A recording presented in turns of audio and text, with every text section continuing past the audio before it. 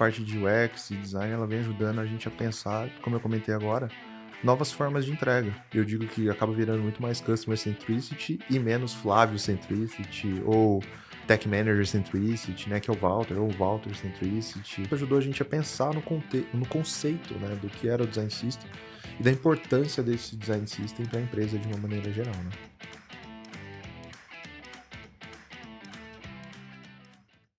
Olá pessoal, tudo bem? Eu sou Gilmar Gumier, sou CEO e fundador da Tuya e nós estamos no Tuya Design Talks, um podcast que vai falar da interação entre UX e as áreas de negócios das empresas.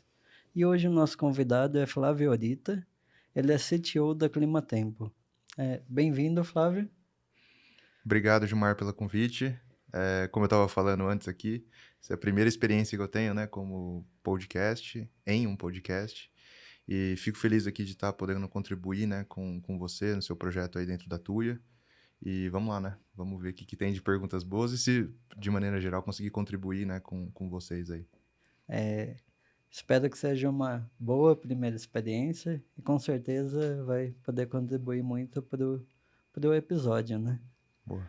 E eu vou pedir, Flávio, para você começar se apresentando.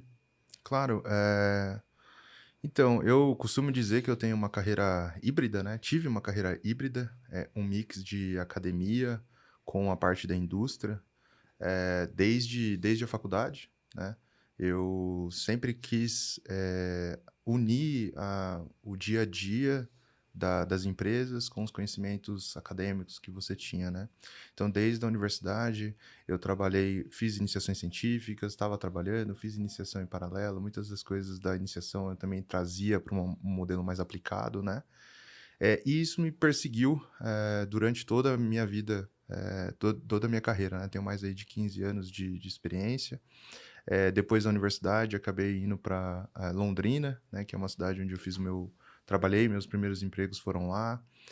Fiz lá também o meu mestrado, vendo que era interessante morar fora, né? Naquela época. E eu acabei decidindo ir para o doutorado, que acho que era o caminho mais próximo para que eu pudesse me mudar, né, para outro país. Então, me mudei para São Carlos, fiz um doutorado em São Carlos. Durante esse período, eu fiz um ano de estágio sanduíche, né, que a gente chama, que é quando você sai do país onde você está fazendo seu doutorado e vai para um outro. Morei na Alemanha. Esse foi um período muito interessante de conhecer todo como que era a Alemanha, né? A parte de ensino. Mas o interessante é que lá a gente trabalhava... Minha tese de doutorado ela foi na área de desastres já, né? E de eventos extremos. Então, conhecer como que a Alemanha trabalhava a parte de logística humanitária foi muito legal, né? Foi muito legal ver como eles faziam pesquisa nesse sentido, como que isso chegava em ambientes de negócio, assim por diante. Acabei voltando, entrei logo em seguida que eu terminei meu doutorado, entrei a primeira vez no CEMADEM, que é um órgão nacional que trabalha com monitoramento e alerta de desastres naturais.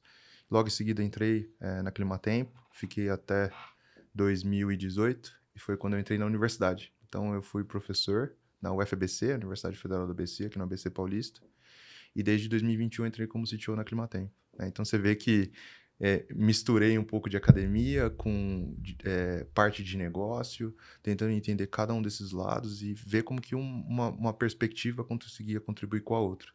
Então, desde 2021, eu estou na Climatempo, né, nessa cadeira de diretor de tecnologias, fazendo todo o desenvolvimento da parte tech, modernização tecnológica e assim por diante. Tá? Então, diria que foram um espaço de 16 meses, várias cidades, vários países, né?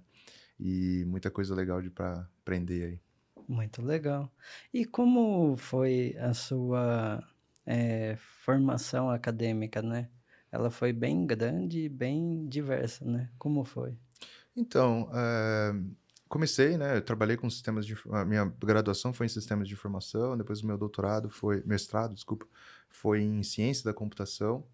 O doutorado também foi em ciência da computação e matemática computacional.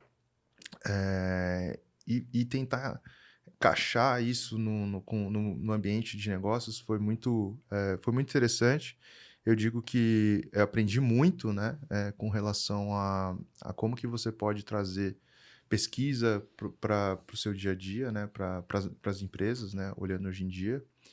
E Eu não mencionei antes, mas durante o período da pandemia acabei fazendo um pós-doutorado também, né. Então fiquei na Inglaterra trabalhando também para tentar entender como a AI ela poderia apoiar, salas de situação, tomada de decisão, em eventos extremos também, tá. Então foi bem interessante. Então, crescendo aí da graduação até o pós-doc foi legal ver, né, esse desenvolvimento, a complexidade aumentando cada nível que você passa. E digo que muitas das coisas que eu aprendi hoje, que eu aprendi nessa trajetória, elas me fizeram hoje, né, como não só como CTO, mas como pessoa também, né. Então foi muito legal. Muito bom. É, diferentes países, diferentes cidades, diferentes estudos, né. Exato, é. Foi interessante, complementando, né, foi interessante ver eu falei de logística humanitária na Alemanha, eu estava na USP, eu estava com, ciência da computação, matemática computacional. Depois na Inglaterra foi trabalhar com, business, né, então eu fiquei dentro do instituto de negócios, né, que é o Warwick Business School, e trabalhando vendo toda a parte de, teoria de sistemas de informação, como que isso mudava, né, como que a gente pode implementar isso no dia a dia das organizações. E lá era muito business direcionado para negócios mesmo, né, então o supervisor lá, meu parceiro, foi muito trazendo, né, para essa frente, o que eu achei muito legal, né. Então, de fato, muitas diferentes estados, cidades, contextos, universidades, pesquisas que foram diferentes também, mas que muito, como eu comentei, muito legal de ver o crescimento e o desenvolvimento, assim, até hoje, né. Muito legal. E agora falando sobre sua carreira, ela começou no meio acadêmico como professor, né, você teve ali uma experiência de mais de 8 anos, né. Como foi esse período? Como foi essa experiência?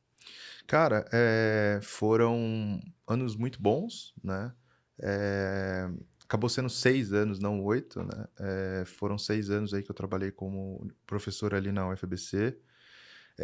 Lá eu orientava alunos de mestrado e doutorado também, além da própria, do próprio ensino, né. E ali foi muito interessante de ver, e colocar em prática muitas das coisas que eu vi ao longo, né, das outras experiências, né. Ver como que a gente pode trazer cases específicos de negócios para exemplificar isso para os alunos, né, em sala de aula. Eu sempre fui uma pessoa que tentei motivar muito com, problemas, né, estudos de caso, tentar trazer coisas diferentes para o dia a dia das aulas, né. E isso acho que, me ajudou muito, assim, a ter um raciocínio um pouco mais lógico e didático para algumas coisas hoje em dia, né, falando da parte mais profissional, né. Então, eu acho isso muito importante. Então foi uma experiência legal para a parte de ensino. Enquanto para pesquisa, né, eu enveredei muito para a área de, analisar diferentes ecossistemas de sistemas, né, na parte de desastres, né, os sistemas de monitoramento do Brasil, eles são bem diversificados, né, então como modelar esse tipo de sistemas, como que eu posso trazer, por exemplo, mais compreensão do impacto de um sistema que está fora para o ecossistema geral. Então foi um pouco disso que a gente trabalhou lá. A gente trabalhava muito com arquitetura de software, né, então, como eu falei, modelar essas arquiteturas era um processo muito complexo, então como que a gente consegue fazer isso hoje em dia, diferente de um sistema dos sistemas antigamente, que eram sistemas mais monolitos, eles eram mais simplistas, né, vamos dizer assim, mais coesos. Hoje em dia a gente tem um conjunto de vários pequenos sistemas que eles conseguem interagir entre eles. Então, como que a gente garante interfaces de comunicação, como que a gente garante a operacionalização de cada um deles, assim por diante, né? Se a gente trouxer para termos atuais, né? Você está falando aí de API, você está falando de cloud, né? Como que a gente conecta diferentes produtos. Então, a gente já estudava um pouco disso lá em 2018, 2019, e 2020. E naquela época a AI já estava muito em voga, né? Não como está hoje com a AI generativa, mas a gente trabalhava para tentar entender como que a inteligência artificial ou os algoritmos especialistas, né, ou avançados de processamento de dados, eles permitiam melhorar a tomada de decisão das pessoas, né? Então eu tive 2 alunos que trabalharam em coisas parecidas com isso, né? Um para a área de varejo, então, tentar entender como que, por exemplo, você está num carrinho de compras, né, ou você está olhando um determinado produto, como que você toma a decisão de comprar um produto, se ele foi recomendado por AI ou se você encontrou. Então, qual é a diferença de cada um desses algoritmos? E um outro aluno estava trabalhando muito na tomada de decisão dele mesmo, né? Então, ele usando um algoritmo de AI, o quão diferente era isso se ele não utilizasse, né? Então a gente estudou esses dois cases, né, que foram legais, sem falar o do meu próprio pós-doutorado, né? Que aí foi trabalhar isso dentro de uma sala de situação, a gente fez entrevistas, então foi bem interessante também. Então resume um pouco assim da carreira acadêmica ali, né, que a gente acabou fazendo e fazendo um paralelo com hoje em dia, né, como eu comentei, gosto muito de ser mais direto, né, assim, em algumas coisas. Eu sou mais pragmático hoje em dia na empresa, então tento trazer planejamento estratégico, tento trazer cada vez mais planos que devem ser seguidos a longo prazo, justificar isso em termos de billing, de budget, são coisas assim que a gente acaba trazendo de maneira muito forte, né? Então, digo que contribuiu bastante, né, hoje em dia para o que eu faço, né, dentro da Climatempo. Legal. E depois desse período, acadêmico, você acabou indo para a indústria, né, trabalhou em algumas startups, né, como tech e agora na Climatempo, né. Como tem sido essa experiência, né, e como foi a transição do meio acadêmico para o meio mercado de trabalho em si, né? Cara, é uma boa pergunta. Eu acho que o meio acadêmico, né, falando principalmente de uma universidade pública, né, que eu estava, a gente hoje tem é muito mais agitado, né, vamos dizer assim, você tem muito mais aceleração, né, coisas para fazer muito mais do que você tem na universidade. Não que na universidade você não tenha, né, eu acho que você tem bastante coisa para fazer, mas as metas, né, os KPIs que são analisados, eles são muito mais ali no giro do relógio, mais rápidos, né, de serem perseguidos, o que eu acho que faz parte do processo de negócio mesmo, né, diferente de uma parte de ensino, pesquisa, né, e extensão.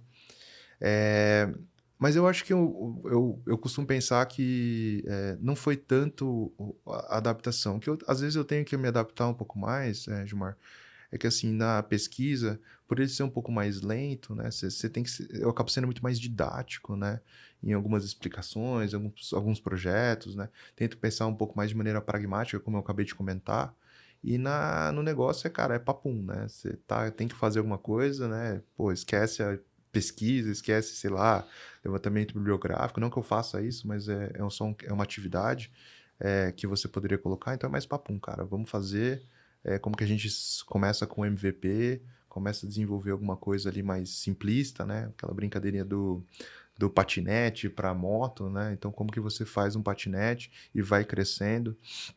Pesquisa, geralmente, você está perseguindo a moto, né? Então, você tem fases ali para poder chegar na moto. Lógico que tem fases mais simplistas no meio do caminho, mas é sempre a moto que é o final. Negócio não, né? Você está querendo entregar um patinetezinho, já joga para cliente, tenta ver como que eles se desenvolvem nesse sentido, como eles criam, como eles interagem, levantam novos requisitos, levantam novas necessidades, assim por diante, né? Essa é um pouco da diferença que eu sinto hoje em dia em termos de pesquisa e acadêmico e de negócios, né? Legal. E a questão, eu vou pedir para você falar sobre a Climatempo, né, Claro. porque até quando a gente começou a trabalhar juntos, a gente tem uma percepção que a Climatempo, faz previsão de tempo para a gente saber se hoje vai chover ou não, mas o negócio, assim, o que vocês trabalham é muito mais grande, né. Você pode falar um pouco para a gente sobre. Sim, cara, é um contexto muito maior mesmo, assim, as pessoas olham o portal climatempo.com.br, né, que tem muitos acessos, olham também as grandes mídias, né, a gente está nos grandes jornais, a gente está nas grandes mídias televisivas também, né, os canais de TV que utilizam os nossos dados, né. Esse é um braço muito forte da empresa, já é um braço desde muito tempo dentro da Climatempo, né. Mas a gente tem uma área B2B muito forte também, né? Então a gente está nas grandes transmissoras de energia, a gente tem um produto para o agro também, que é utilizado por grandes empresas, cooperativas de crédito, cooperativas do agronegócio, né? A gente tem grandes produtores também utilizando o nosso produto. Falei das empresas de energia, grandes empresas de transmissão, seguradoras, que utilizam esse nosso produto para o seu dia a dia, né? Para o seu dia a dia. Imagina que dois cases interessantes, né? Imagina que você tem uma obra em específico que está acontecendo E daí vai ter tempestades, né? Vai ter altas rajadas de vento, vai ter descargas elétricas. Então isso gera uma exposição muito grande para quem está fazendo essa obra, né? Então a gente emite alerta para essa região ou para esse empreendimento, ou para essa empresa, e ela consegue tomar melhores decisões ali com relação a isso, né? E se você pegar a transmissão de energia, imagina, sabe, nas ruas, nas rodovias que você acaba vendo aqueles cabos, né? Quando um cabo daquele é rompido, por exemplo, né? Ou quebrado por algum evento climático, né? A própria transmissora ela sofre penalizações das órgãos reguladores, né? Então a gente emite alertas de que isso pode acontecer, que tem uma certa tempestade chegando ou um evento extremo chegando naquela região, e as próprias transmissoras elas conseguem mobilizar suas equipes de socorro, de resposta, né? Em pontos estratégicos, né? Então ele vai fazer com que menos tempo essa energia ou essa linha de transmissão ela tenha falhas, né? E isso reduz custos para eles junto aos órgãos reguladores, né? Então são dois exemplos assim interessantes que a gente pode ter para essas áreas. E para evidenciar, né, que a Climatempo ela não trabalha só com o portal, com a previsão do tempo para a comunidade em geral, mas também para empresas. Uma coisa interessante que acho que muita pouca gente sabe ou muita pouca gente pensa sobre isso é que o tempo, o clima, são duas variáveis que mais as duas segundas variáveis que mais impactam no dia a dia das pessoas. A gente está aqui estava falando do ar-condicionado, usar camiseta ou usar jaqueta, tem a ver com temperatura, né? Quando você vai sair de manhã da sua casa, você vai olhar a temperatura para ver se você vai usar uma jaqueta mais leve, uma jaqueta mais pesada. Ou tem gente que vai saber se vai usar Uber, se vai usar o transporte público, né? Então, veja, eu costumo também brincar, ou também exemplificar, que assim, se você está olhando e vê que vai chover e você decide usar o Uber ao invés do transporte público, é menos gente passando na frente daquela barraquinha, na estação, né?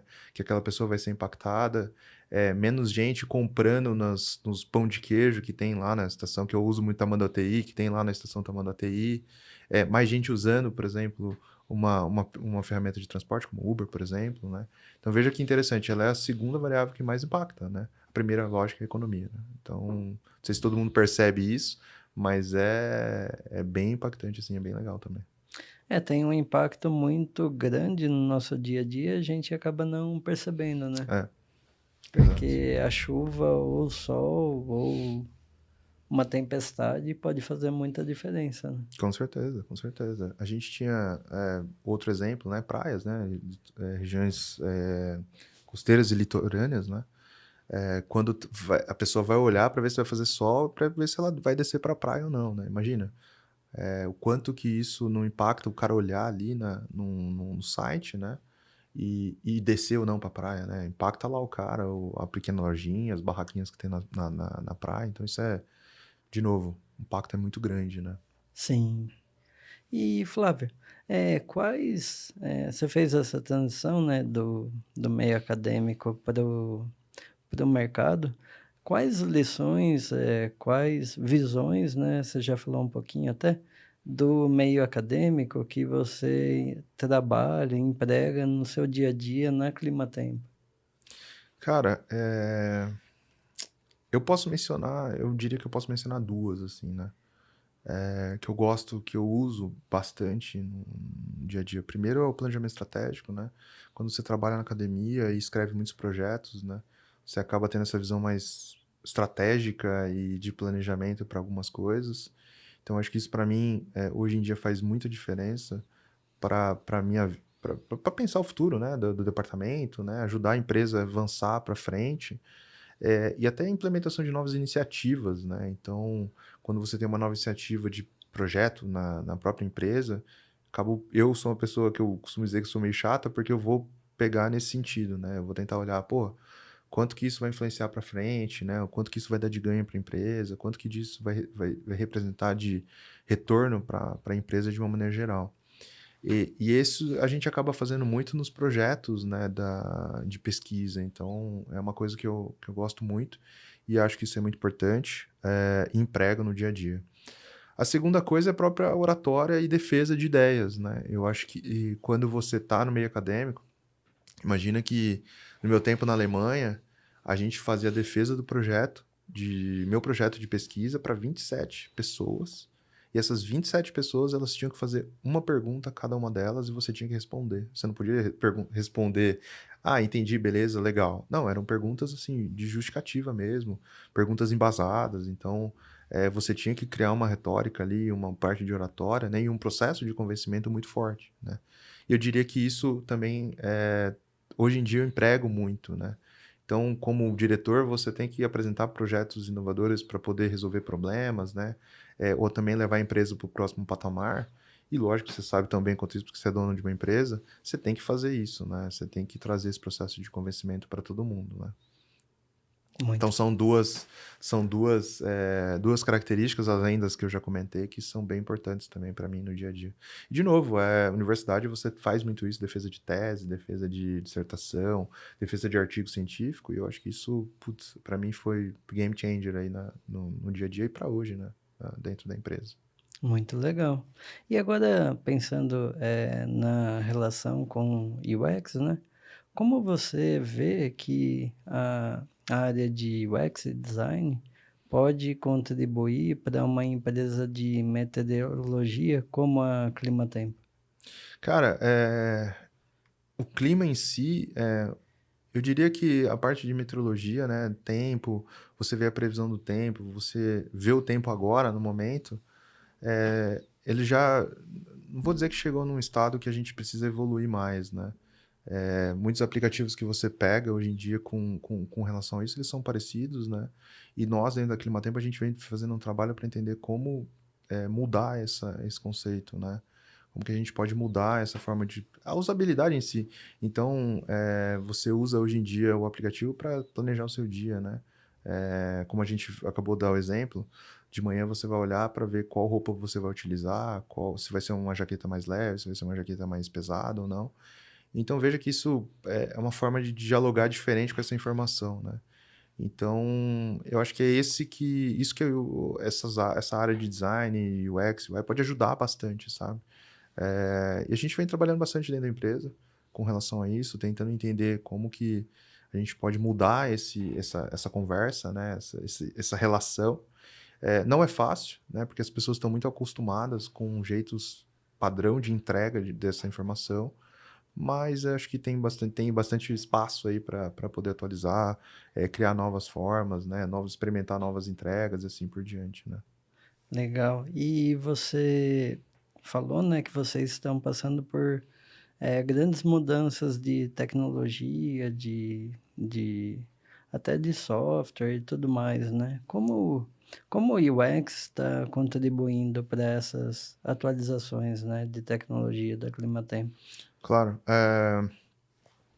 desde que eu entrei, né, a gente vem fazendo um trabalho de modernização tecnológica, né, da empresa, dos produtos principalmente da empresa. E ali, é um processo que a gente vem continuamente trabalhando, né, refinando cada vez mais. E eu acho que a parte de UX e design, ela vem ajudando a gente a pensar, como eu comentei agora, novas formas de entrega, né, novas formas de entrega para os nossos clientes, né. Antigamente a gente entregava, por exemplo, apenas em mapas, né, o produto tinha várias interfaces para entregar uma informação muito parecida. Então hoje a gente entrega num consolidado, tipo como se fosse um all you can have, né, dentro ali do próprio dashboard, né. Então acho que isso teve muita contribuição também, do pessoal de design lá da da empresa. E também várias novas entregas para os clientes, né. Eu acho que, assim, tem que trabalhar muito junto, né, tem que trabalhar muito junto. A gente às vezes sofre, você sabe que o dev front-end às vezes reclama um pouco, né, de: "Putz, eu vou ter que fazer o design, se o design viesse pronto seria muito mais fácil". Então, como eu comento, tem que ter uma relação muito mais próxima para que a gente consiga, melhorar cada vez mais, essa relação, mas também focar no cliente final, né. Então, tipo, o dev front ele muitas vezes ele não vai estar com o cliente, ele não vai saber exatamente qual é a demanda que a pessoa tá demandando, né, ou o que ela tá buscando de fato. Ele é dev, né, ele vai querer colocar ali a melhor componente, né, naquela posição. Então a gente acaba tendo que melhorar cada vez mais essa relação, e é uma coisa que a gente tem que melhorar lá na empresa e tem que revelar cada vez mais, né? Flávio, agora eu quero falar sobre um projeto que a Tuia fez junto com a Climatempo, que foi o Design System, né?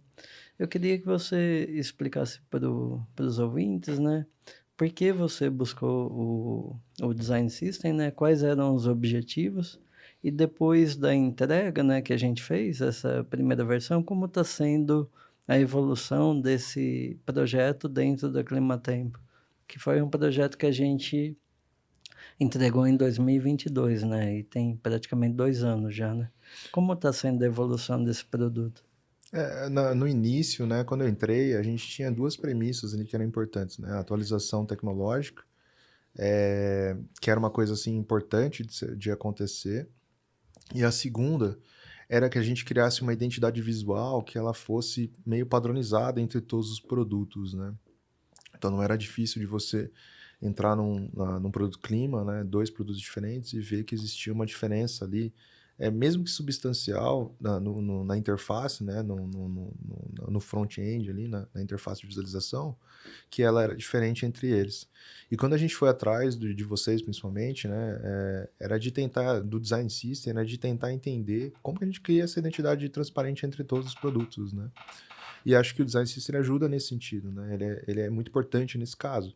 Eh, Esse era um ponto importante. O segundo ponto importante era da gente ganhar agilidade. Então, se você tem uma biblioteca que ela é padrão, né, para toda empresa de design, que ela se adequa dependendo do design token, eh, você consegue trazer mais agilidade para o desenvolvedor, né, para o desenvolvedor front-end. Ele não vai ter que ficar procurando várias libs.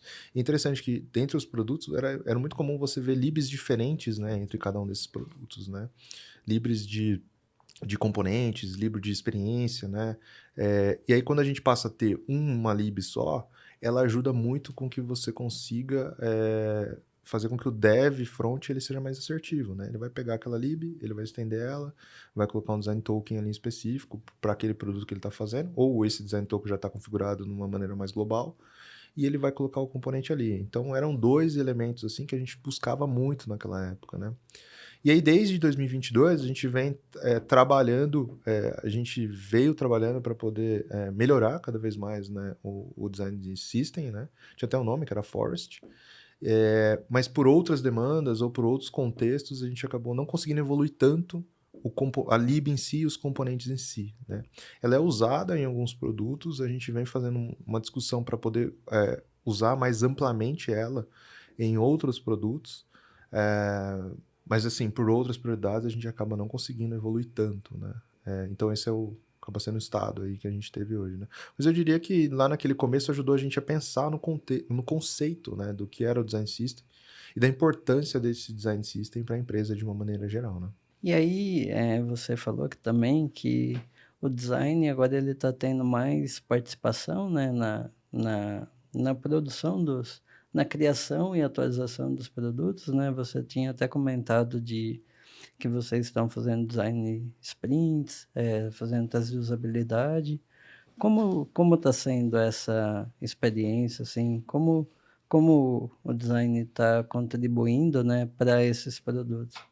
Cara, eu acho que a ideia da Design Sprint, né, do próprio Google Design Sprint, acho que veio do Google, é de que você tem esses ciclos iterativos, né, de você desenvolve alguma coisa, testa, passa para o cliente coleta feedbacks com relação ao que foi desenvolvido, faz um novo ciclo e assim por diante, né? Eu acho que isso tem tido uma contribuição muito grande, né? Principalmente com um projeto nosso lá, que é o aplicativo B2B.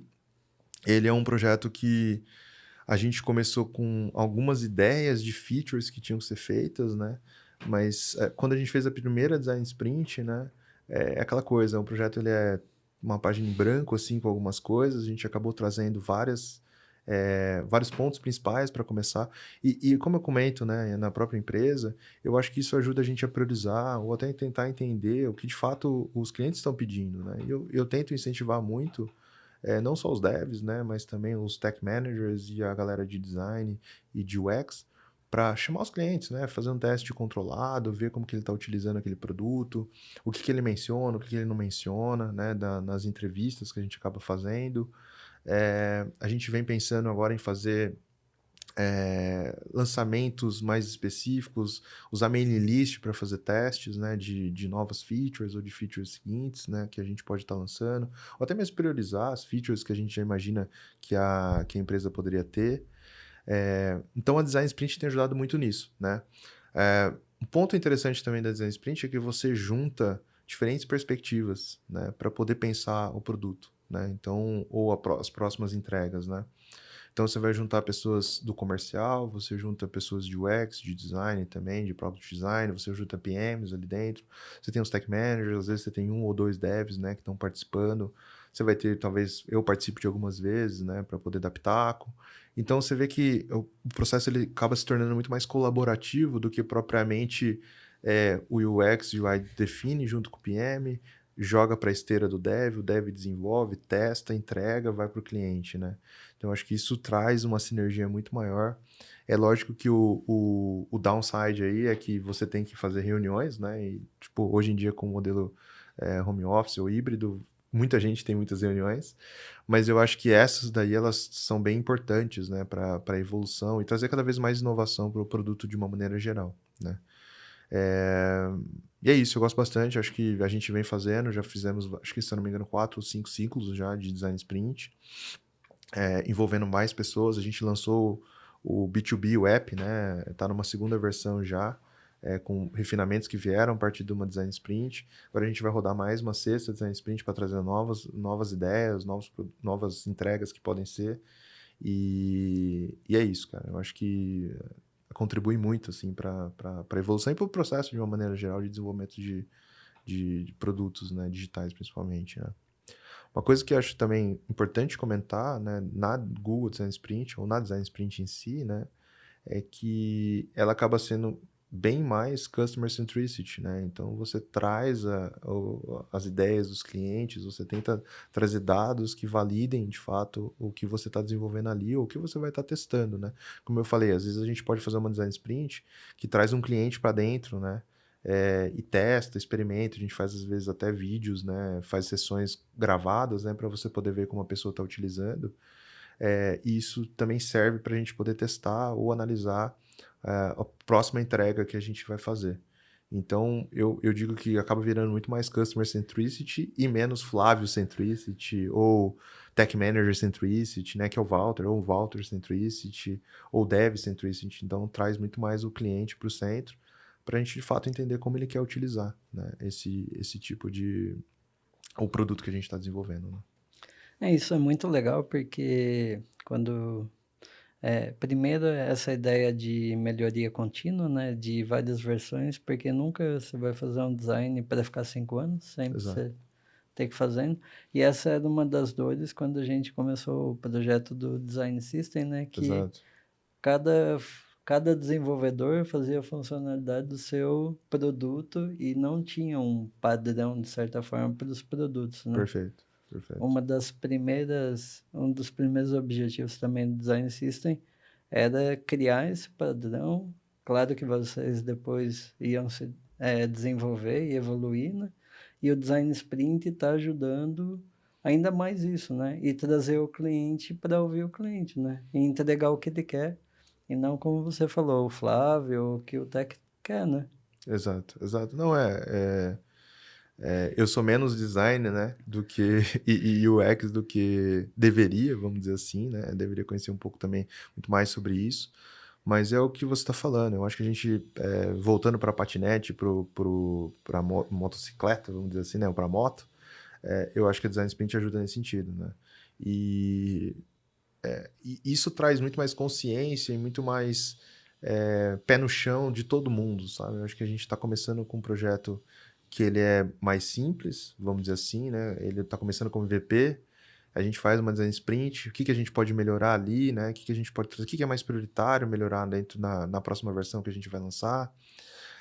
Discute, se testa, conversa com os clientes, né? Conversa internamente, fala com o comercial. Fechamos no escopo, vamos desenvolver, desenvolve, lança.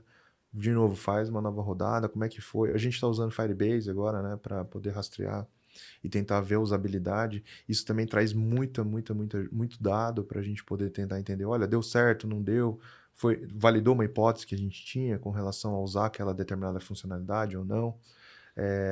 Então, assim, a Design Sprint ajuda muito nesse sentido, né? Você pensar, priorizar, trazer dados, envolver, colaborar entre todo mundo, né? Então, Sim. como eu comentei com você já, eu acho bem legal. E como é a equipe de UX, de design hoje lá? Cara, ela tá no guarda-chuva do time de produtos, né? Não tá no guarda-chuva tech. Então, se eu não me engano, são três pessoas que estão lá trabalhando com isso. São duas pessoas, desculpa, que são duas pessoas que trabalham com UX. E cada uma delas responde para um PM, né? Então, eles acabam ficando bem mais no guarda-chuva. E os PMs respondem para CPO. Então, basicamente, são essa estrutura que tem ali do lado. E se eu não me engano, eles estão buscando, né, algumas outro UX para poder ajudar ali, né? É, Então tem ali um interesse, mas a estrutura basicamente fica pelo lado de produtos, né? Não fica pelo lado de tecnologia, no caso. entendi. E Flávio, agora falando sobre um assunto que você estudou, até comentou, né, que é AI, inteligência artificial. Como você vê o impacto dessa tecnologia? Que assim, você estuda de longe, mas agora ela está ganhando grande público, digamos, né? Como você vê o impacto dessa tecnologia para o setor de meteorologia? Cara, assim como todos os setores, o nosso também não vai deixar de ser impactado, né? Eu acho que existem modelos, né, que vêm saindo em diferentes empresas, né? Estão soltando modelos usando AI para poder fazer a parte de previsão. A gente também, a Clima usa já há muito tempo inteligência artificial para poder fazer, principalmente para o B2B, você vê deslocamento de sistemas meteorológicos, né? Então, diferentes variáveis são utilizadas, imputadas dentro do modelo, e aí você consegue ver para onde que esse sistema está indo, né? Para te ajudar numa previsão. Então, ali já utilizava-se AI, a gente utiliza AI para outros projetos, né? Para a parte de desligamento de energia, né? Que eu acabei de comentar. Então, assim, ela vem impactando bem.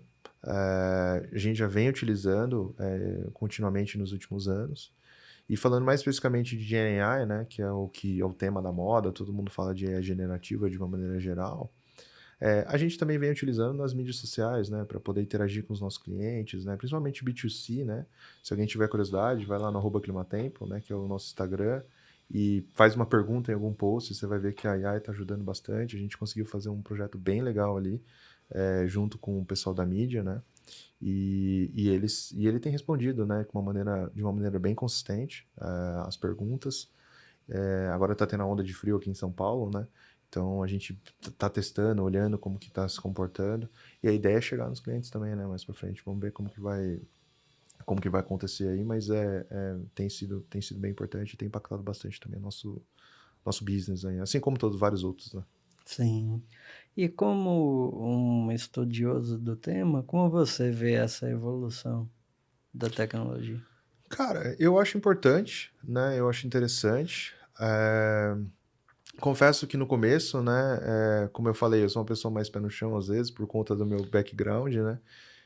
Dentro da empresa, eu falei, cara, vamos esperar um pouco, né? Se você acha, foi até uma pergunta um dia na empresa, você acha que deve, um dia, né? Faz acho que 2 anos. Você acha que a gente tem que começar a olhar isso daí, né? De uma maneira mais de perto? Eu falei, cara, eu acho que a gente tem que esperar um pouco para ver como que vão se acomodar as coisas, né? Porque você sabe lá em 21, acho, se eu não me engano, quando a OpenAI começou a lançar final de 21 ou final de 22, eu não lembro agora. Mas a OpenAI lançou, né, o ChatGPT, foi aquele boom, assim, todo mundo querendo falar de ChatGPT, todo mundo querendo falar de AI, então até muitas empresas começaram a lançar coisas que eram AI generativa, mas no fundo não era, né? Então, assim, naquele momento eu falei, cara, vamos esperar para ver como que o mercado vai se acomodar ou como a própria tecnologia vai se acomodar, né? E aí hoje em dia eu já acho que a gente já vem fazendo trabalhos para poder implementar isso dentro da empresa, seja entregas de produto ou seja entregas ao melhorar o dia a dia da empresa, né? Então, por exemplo, a gente tem o ChatGPT Enterprise, temos feito bastante assistentes internos, né, para poder ajudar no dia a dia da corporação mesmo, né? Seja para você, cara, fazer um anúncio de vaga, a gente tem um assistente para poder ajudar no suporte, né? Então, pô, cara, como que eu consigo, qual é o nosso padrão de commit, né? Então, você acaba tendo ali dentro do assistente. Ele não é amplamente utilizado ainda, mas de fato tem um assistente para isso. E eu vejo isso aí como sendo um futuro muito importante, né? Para melhorar a produtividade das pessoas. Tem trabalhos que são chatos de fazer, né? Aqueles trabalhinhos manuais que, pô, o ChatGPT ajuda pra caramba, assim. No meu próprio dia a dia, eu uso muito ele, né? Para fazer análise de tabelas, por exemplo. Às vezes você quer fazer uma análise de tabela, você vai jogar no Excel, pô, você tem que fazer um determinado cálculo ali. Pô, você tira o print screen do ChatGPT, joga lá e ele já, você pergunta, ele tenta te analisar. Então isso, para mim, pelo menos, ajuda muito, né? Aumenta muito a minha produtividade, né? No dia a dia. E acho que isso é caminho sem volta, assim. Quem descobre e vê como que é muito legal, né?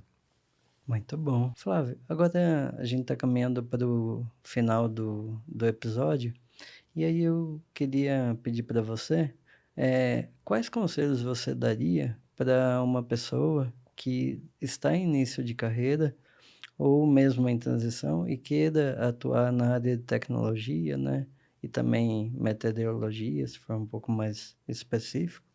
Claro, eu diria, assim, que tem que ter vontade de aprender, né? Como eu comentei, você vai tendo, diariamente surgem novas abordagens de desenvolvimento, surgem novas tecnologias, surgem novas versões de paradigmas, né, na própria linguagem de desenvolvimento. Então, cara, assim, a pessoa tem que ter sagacidade, vontade de estar sempre procurando, analisando, né, ficando atento à comunidade em si, como que ela está evoluindo, para onde ela está indo. E para isso, como eu comentei, você tem que ter vontade de aprender, né? Não que eu faça, né? Porque, de novo, a gente, como executivo, a gente tem outras atribuições, né? A gente é muito mais gestão de pessoas do que propriamente e planejamento do que propriamente código, code review ou desenvolvimento.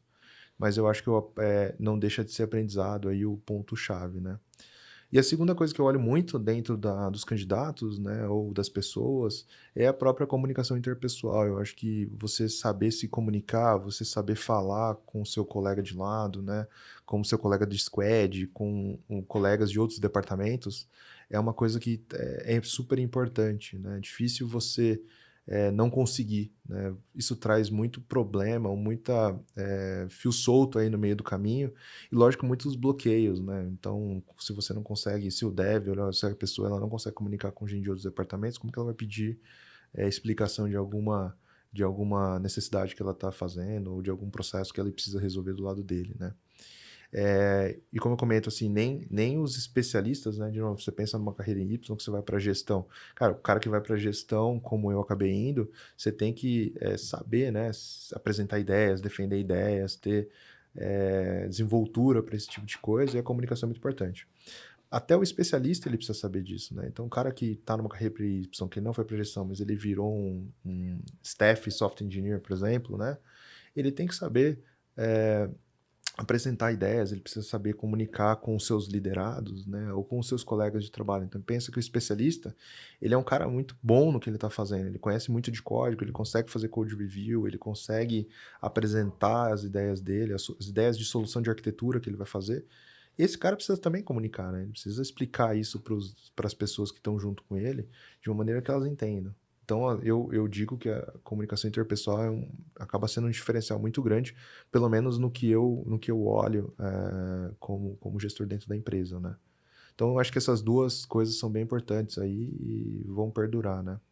Se eu puder só complementar a primeira resposta, cara, lifelong learning, né? Tipo, hoje em dia a gente fala-se muito disso, a pessoa que não tem medo de aprender e tá querendo aprender cada vez mais, né? É, eu brinco até com a minha esposa isso, né? Ela fala, ah, não, pô, você já fez mestrado, fez doutorado, fez pós-doutorado, o que mais que você quer fazer, né? Eu falo, cara, é aí que eu quero aprender mais, né? Que eu acho que você tem que evoluir não só para o que você já conheceu, mas para outras frentes, né, de que você não conheceu. Então, tipo, eu fiz uma imersão comercial de vendas, né, para saber como que os vendedores se portam, como que é o processo de convencimento de vendedores, né, como que é o processo de abordagem desses clientes. Eu gosto muito de ir para reuniões com clientes, né? Para você tentar entender como que o vendedor está vendendo o seu produto, né? O que que você pode fazer para melhorar naquilo ali, ou até mesmo para eu entender a dor do cara, né? Então, acho que, de novo, o lifelong learning acaba sendo uma coisa muito importante. Acho que cada vez mais a gente vai ver isso aí nas carreiras, né, do futuro, né?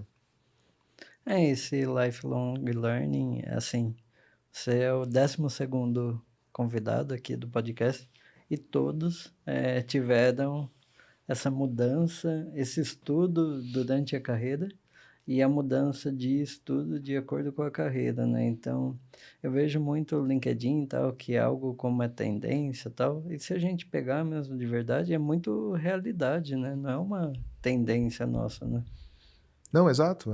Eu acho que você nunca tem que parar de aprender, né, cara? Assim, seja para fazer transição de carreira, certamente você trabalhando numa empresa, você saiu, virou, fundou a Tuia, teve que aprender como fazer gestão de pessoas, gestão de orçamento, gestão de parcerias, né? E você não aprende isso aí.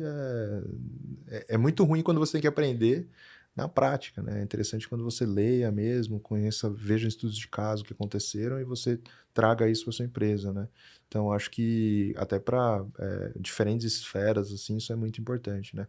Acho que a gente, quando tem muitas pessoas que se acomodam, né? Pô, eu fiz a universidade, aprendi tudo que eu tinha que aprender ali, e, pô, isso é suficiente, vou começar, né?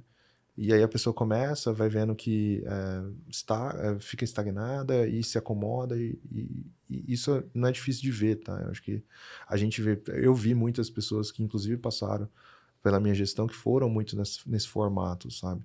É, é diferente você ver uma pessoa que putz, ela tem vontade, ela quer aprender coisa nova, ela tá olhando, ela traz ideias novas pra mesa, ela tá conversando com você de ideias novas, e isso cara, assim, para mim, pelo menos, eu acho que é uma coisa que vai levar você pro próximo nível, né? Sempre tá te levando pro próximo nível, né?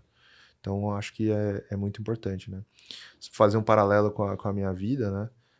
Aprendi lá, fiz a graduação em sistema de informação, depois fui trabalhar, depois fui fazer um mestrado, estava estudando ali, fiz doutorado, também estava estudando ali, pô, eu fui para a universidade, novos temas, vim para clima, novos temas, né? Então, hoje em dia eu estudo muito mais gestão de pessoas, planejamento estratégico, olho também AI, né, como que a AI vai estar influenciando, brinco um pouco com AI também no GPT, mas também brinco também com AI em outras esferas. Então, cara, comecei a estudar agora sobre investimento em startups, então, putz, assim, eu gosto muito disso, né, de estar coçando e olhando, procurando, conversando com pessoas sobre isso, porque, de novo, para mim é game changer e é o jeito que você muda, né? Te faz mudar de patamar, né? Você se acomoda, sempre tá na mesma coisa, eu acho que chega um momento que você estagna e eu pelo menos, eu não acho que isso é uma opção para mim, né? Eu sempre quero estar evoluindo, né? Sim. Eu penso igual também. E o estudo, ele é o caminho, né? É o condutor, porque quanto mais estuda, você vai aprendendo coisa nova, vai aplicando, vai entendendo, vai tendo novos interesses, vai aparecendo novas oportunidades de trabalho e vai evoluindo, né? Exato, exato. E talvez pela minha veia acadêmica também, eu gosto muito de ajudar as pessoas nesse sentido. Então, acho que na empresa eu tenho uma reunião que eu chamo de gestão participativa, que é uma reunião que eu sento com cada pessoa do time, né? Hoje o time a gente está por volta de 40 pessoas, então meia hora por mês eu invisto com cada uma dessas 40 pessoas, né? E a ideia é que eu, pô, passe um pouco da minha experiência, tente alinhar o dia a dia dela, ou tente alinhar as tarefas que ela está fazendo com o processo de crescimento pessoal dela. Sempre acreditei, eu, Gilmar, que a empresa, as pessoas, elas vão ter. Como posso dizer? É até ruim falar isso, mas eu digo isso na empresa, né? É que a pessoa ela vai passar. A empresa é um processo transitório dentro da carreira das pessoas, né? Ela vai entrar na Clima, ela vai ficar 3, 4 anos, mas ela vai sair, né? E eu acho que quanto mais você alinha a possibilidade de crescimento e os interesses pessoais da pessoa com o dia a dia dela dentro da Climatempo, por exemplo, né? Ou pode ser qualquer outra empresa, mais ela vai crescer, cara. Mais ela vai se desenvolver, mais ela vai estar empolgada de estar ali na empresa, mais ela vai elevar a barra do time, né? De uma maneira geral. Então, eu gosto muito de alinhar essas coisas ali, né? Então, a gestão participativa é muito isso. E, cara, eu tento passar cada vez mais o que eu já venho aprendendo, o que eu venho fazendo, falo muito sobre investimento, brinco muito que a gestão participativa, além disso, ela também é uma conversa pessoal minha com cada um do time, né? Então tem muitas vezes pessoas devs, né, que são estagiários, que, pô, eu tô falando de investimento com o cara, tô falando que tipo de investimento ele pode, às vezes, buscar, dou direcionamento de livros para ele ler, a gente fala de música às vezes, né? Então, cara, eu acho muito, muito legal isso, porque além de gerar, né, a relação, faz com que a pessoa ela tá ali, ela vai lembrar, pô, eu passei pela Climatempo, eu aprendi não só sobre meteorologia e sobre desenvolvimento, mas aprendi sobre investimento. Foi uma puta uma contribuição para minha vida, né, pessoal também, né? Então eu gosto muito disso, eu acho que isso também ajuda muito. Então, de novo, lifelong learning, mas espalhado para todo mundo. Tem até um conceito que chama connected learning, né? Que é a ideia do aprendizado. Antigamente o aprendizado era horizontal, né? Ou ele era uma linha reta. Hoje em dia ele é um baranhado, né? Porque você não aprende só uma coisa e cresce, né? Você aprende várias coisas, né? Então, o Connected Learning ajuda isso. Você tem pontas que elas conectam com pessoas específicas e faz com que você cresça cada vez mais, né? Com relação a isso. Então, eu acho muito interessante, né? E fomento isso bastante dentro da empresa, né? Muito bom. E Flávio, agora para finalizar, você pode me dizer como o pessoal te encontra nas redes sociais? Claro, LinkedIn, LinkedIn, Instagram, e Facebook são todos os mesmos, né? Flávio, Orita, tudo junto, né? E aí você consegue me ajudar em todas as redes aí, né? Consegue me encontrar em todas as redes, né? Muito Então é bom. isso. Ah, e desculpa, interessante falar da Clima, né? Então, se você quiser procurar Climatempo, @Climatempo no Instagram, Facebook também tem. Dentro da a Climatempo ela tem várias verticais, né? Eu comentei da parte B2B, comentei de diferentes produtos. Cada vertical tem o seu LinkedIn, o seu Instagram também. Então, eu não vou lembrar de cor, mas eu sei que tem um Climatempo Energia, tem um Agroclima, que é a do agro, tem um Climatempo projetos governamentais, que é da parte de governo. Então, ali dentro, quando você entra no Climatempo, tem todos os outros perfis, né? E, cara, siga eles, assim, vocês vão ver que a Climatempo, ela, para além de portal, ela é também uma área B2B muito, muito, muito forte também. Com certeza vai ajudar, ou vai ter alguma solução para te ajudar no seu negócio aí, tá bom? Muito bom. Então, Flávio, muito obrigado aí pela sua participação, por contar a sua história, essa junção do meio acadêmico e mercado, que não é tão comum aqui no Brasil, né? Ou fica numa casinha ou fica na outra. Obrigado também aos ouvintes e o pessoal que está assistindo o podcast até aqui. Quem quiser acompanhar os novos episódios, é só seguir a Tuia nas redes sociais e o podcast nos agregadores de podcast. Então, muito obrigado, Flávio. Não, eu que agradeço, né, Gilmar, pelo convite aí. Como eu falei, uma primeira experiência bem legal, foi muito, muito tranquilo, muito, muito gostoso de conversar aqui com você. Nesse ambiente bem legal aqui também. Então, agradecer pelo convite, parabenizar pela produção aqui do pessoal. Agradecer pelos ouvintes também, que estão aí até agora ouvindo. E é isso. Obrigado mais uma vez. Obrigado e até a próxima, pessoal. Até mais.